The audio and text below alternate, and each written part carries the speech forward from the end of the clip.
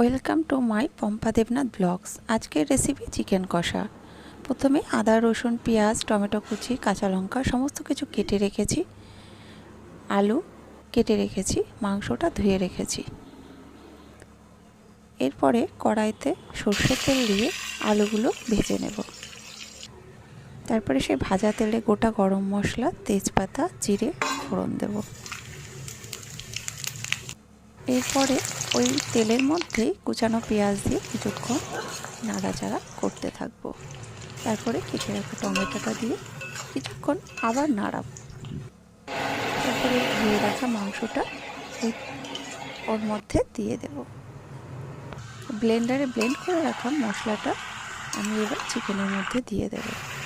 এবারে একে একে হলুদ গুঁড়ো লবণ সমস্ত কিছু দিয়ে চিকেনটা কষাতে থাকবো। কিছুক্ষণ চিকেনটা কষাতে থাকার পরে ভেজে রাখা আলুগুলো দিয়ে দেবো, দিয়ে আবার চিকেনটা কিছু সময় কষাবো। এরপরে ওর মধ্যে কিছুক্ষণ চিকেনটা কষার পরে গরম মশলার গুঁড়ো দিয়ে খানিকটা ফুটিয়ে চিকেনটা নামিয়ে নেব। রেডি চিকেন কষা।